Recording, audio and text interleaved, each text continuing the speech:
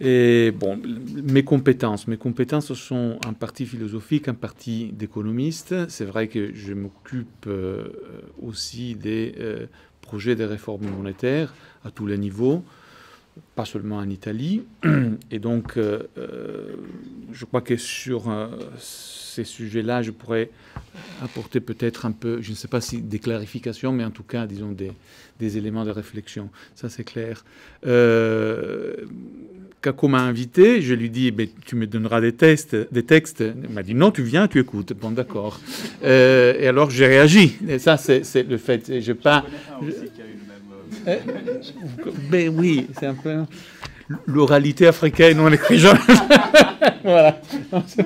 Non. Mais, sauf que je ne suis pas africain et je n'ai pas le mémoire pour le discours des autres qui est typique des gens, de vos cultures, comme on dit. Mais bon. Oui, mais on s'est connus à Lomé, ça c'est clair, ça c'est clair. Et donc mes réactions seront axées sur mes compétences d'économiste, et surtout sur cet économiste qui est John Maynard Keynes, qui a été évidemment évoqué et qui est plutôt connu pour ses positions marginale que pour sa position essentielle, qui est une position qui dit il faut sortir du capitalisme. Et comment on sort du capitalisme? On sort en changeant de monnaie, en faisant une réforme monétaire, en réformant, en redonnant une autre forme à la monnaie. Mais disons, comme je dois réagir à tout ce que vous avez dit, et peut-être aussi, sans trop exagérer, je veux dire, essayer de trouver aussi une unité dans ce que vous avez dit, qui est là, hein, en plus. Je l'ai vu, donc il ne faut pas que j'invente trop. Ma première question a été, en vous écoutant, qu'est-ce qu'il y a en commun dans vos réflexions? Et comme vos réflexions sont axées sur les cas africains, d'une certaine manière, quelle est la contribution que non seulement une réflexion sur l'Afrique, mais l'Afrique elle-même peut apporter à des questions qui sont beaucoup plus amples, beaucoup plus universelles que la situation africaine, d'une certaine manière. Donc, sur le fond, il y a la question de la globalisation, justement, et ça c'est la première remarque que j'ai fait, la première note que j'ai prise, quand Mme Leclerc parlait, justement, la globalisation n'est pas un cosmopolitisme. Pas du tout. Mais, justement, donc, elle singe, disons, l'universalisation par l'uniformisation. Ça, c'est absolument clair. Mais qu'est-ce que c'est alors, du point de vue, disons, du discours traditionnel des économistes, le cosmopolitisme? C'est le vieux discours du XVIIIe siècle du doux commerce. Désolé, mais c'est comme ça. C'est-à-dire, c'est le commerce qui civilise, qui empêche qu'on fasse la guerre, même qui remplit les creux qui ont été faits par les guerres. Ça, c'est Kant dans son discours sur la paix perpétuelle qui dit « La guerre divise, mais cette division est l'occasion pour le commerce pour réunir. » Un peu trop providentialiste peut-être, mais c'est assez intéressant. À quelles conditions le commerce est doux? Évidemment, quand, disons, la mobilité n'est pas une mobilité totale des capitaux, des hommes et des marchandises, mais peut-être, comme le dit les libéraux, qui ne sont pas les néolibéraux, quand c'est que la mobilité des marchandises. Smith disait il faut penser au commerce au sens strict, c'est-à-dire de marchandises contre marchandises. Et là, c'est la question des ressources minières. Les ressources minières, on ne les mange pas. Elles existent parce qu'il y a une demande extérieure. L'or a du sens parce que les autres qui ne l'ont pas le veulent. Le pétrole, c'est le même. Les commodities en général existent parce qu'il y a, s'il y a une demande suffisante. Et c'est la demande qui définit l'ampleur de l'offre. On ne cherche pas du pétrole s'il n'y a pas besoin de pétrole. On ne cherche pas de l'or s'il n'y a pas de demande d'or. Donc, Smith disait jusqu'ici, on n'a pas pu apprendre qu'en théorie, des bienfaits du commerce, ce qu'on a vu dans la pratique, c'est la domination. Ça, c'est Smith, qui parle du système mercantiliste.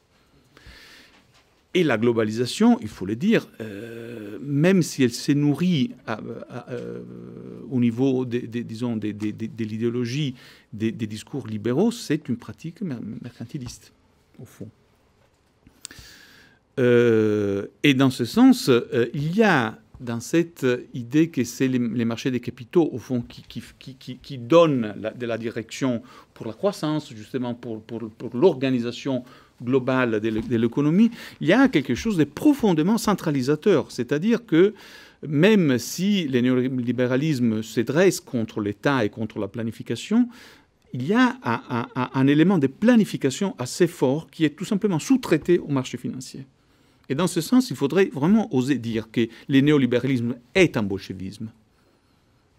C'est-à-dire qu'il y a un politburo, et ce politburo est géré par les créanciers.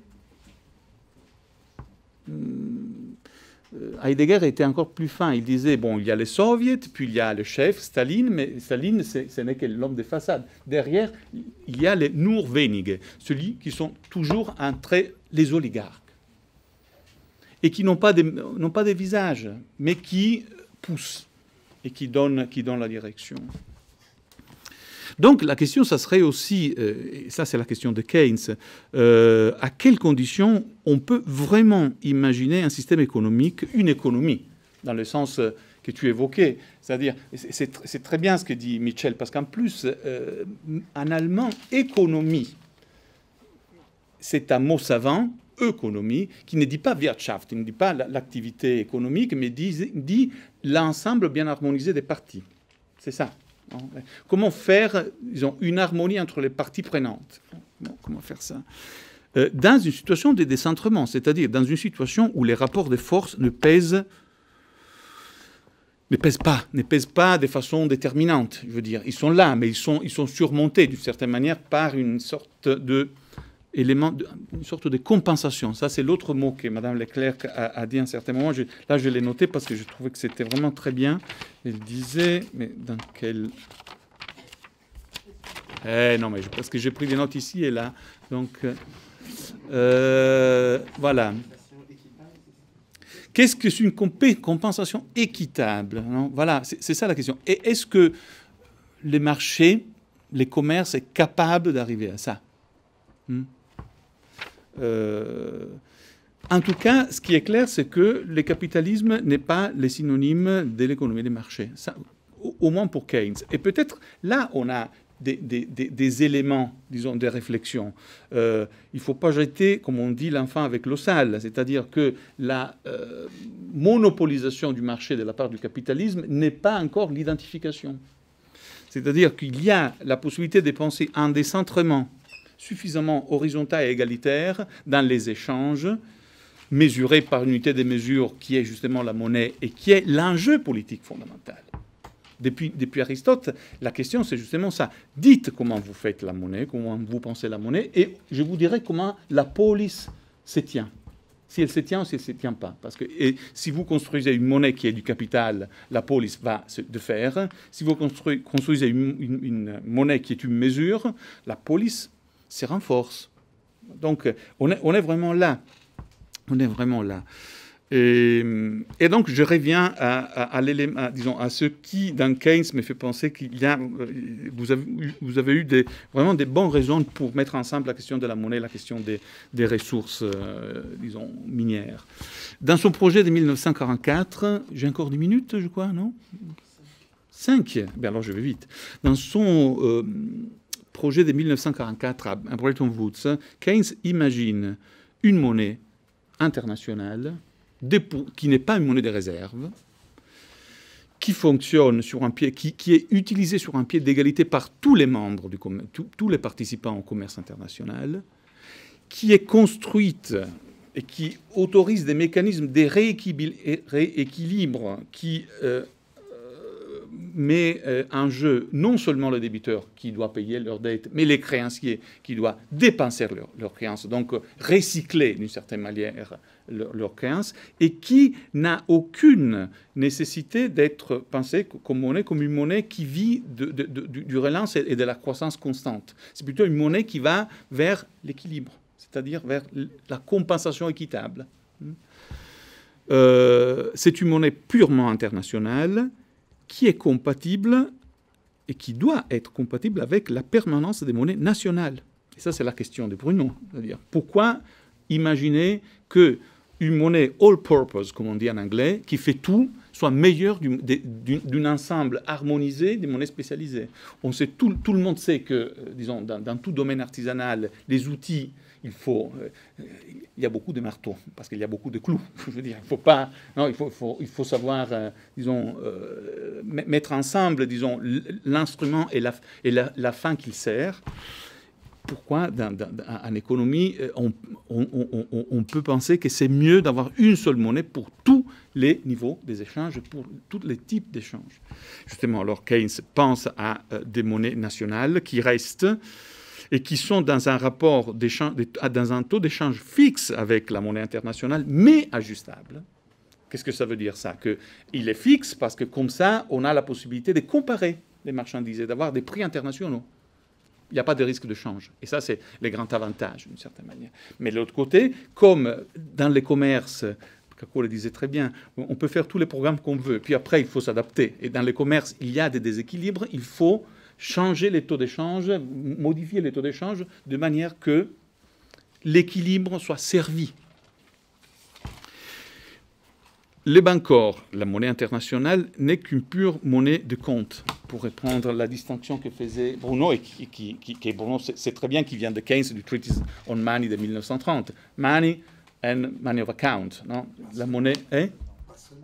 Pas seulement, mais là, disons, il a systématisé de façon assez importante, et en 1930, je veux dire, en réouvrant les dossiers d'une certaine manière. Mais cette monnaie n'est pas une réserve, n'est même pas une ressource par rapport aussi à votre distinction. Parce que peut-être la monnaie, si elle est une mesure, elle n'est pas tout simplement appropriable. Et donc, la seule souveraineté monétaire que je peux imaginer, c'est la souveraineté qui la laisse à son état de mesure. Donc, qui recule face à l'idée que la monnaie soit possédée par quelqu'un contre quelqu'un d'autre. Alors, cette monnaie qui n'est rien, au fond, et qui donc ne peut pas être accumulée, voyez-vous, une monnaie non capitaliste, une monnaie qui ne s'accumule pas, ça ne sert rien à l'esprit du capitalisme. Parce que l'esprit du capitalisme, c'est l'accumulation. Alors, s'il y a quelque chose qui n'est pas accumulable, et cette chose-là pourrait bien être la monnaie, bon, évidemment, on n'est plus dans le capitalisme. Mais compte tenu du fait qu'il faut avoir des réserves, pas peut-être des réserves de valeur, il faut avoir, disons, une vue longue sur l'avenir, justement, il pense aux matières premières, les commodities. Alors, toute la liquidité qu'on enlève à la monnaie internationale, pour Keynes, il faut la donner aux matières premières. Et ça, c'est l'aspect le moins connu. C'est pour ça que j'utilise la dernière minute que j'ai pour vous dire ça. On connaît les côtés monétaires du projet de Keynes. On connaît moins cette idée qu'il a et qu'il développe déjà pendant la guerre, quand la question, c'est la gestion des matières premières pour des raisons de warfare, comme on dit, c'est-à-dire des gestions de la guerre, parce que c'est le pétrole, c'est le grand problème des Allemands. Non, le fait qu'ils sont coupés de l'accès aux matières premières, et ça, c'est un problème. Ils perdent la guerre à cause du pétrole, au fond. L'une des grandes raisons pour qu'ils perdent la guerre. Et alors, il dit, il s'imagine, pour les matières premières, un régime vraiment des coopérations internationales. Et il s'imagine tout simplement des magasins de stockage, des buffer stocks. Qu'est-ce que c'est un buffer stock? C'est une institution publique gérée, disons, de façon collégiale, dont le seul objectif, c'est de maintenir stables les prix des matières premières, c'est-à-dire de ne pas défavoriser ni les producteurs, ni les utilisateurs. Parce qu'évidemment, si le pétrole augmente, mes plants industriels vont péter en l'air. Si les prix baissent, il y a le Venezuela. Donc vous voyez, il y a quand même des situations assez difficiles. Et la logique économique est très simple. J'ai de l'argent, et donc quand le prix est haut, j'achète, je vends et je baisse les prix. Quand le prix est bas, j'achète et donc je fais remonter les prix. Donc j'équilibre les deux instances, les deux exigences, parfois en contraposition des producteurs et des consommateurs. Voilà les cadres. Donc, pour revenir à l'Afrique, la dernière chose, ce qui m'a beaucoup intéressé dans les propos des CACO, c'est le fait de savoir que, justement, quand l'Union européenne des paiements finissait, il y a eu la proposition d'une Union africaine des paiements. Mais là, je trouve que c'est la bonne démarche. C'est-à-dire, qu'est-ce que c'était l'Union européenne des paiements? C'était une forme de constitution d'un marché multilatéral pour les produits européens, pour les exportations et les importations européennes, avec une unité des comptes qui était l'or, au fond, ou le dollar, si vous voulez, mais qui laissait vivre les monnaies nationales et qui rendait possible une certaine autonomie des politiques internes, disons, des pays.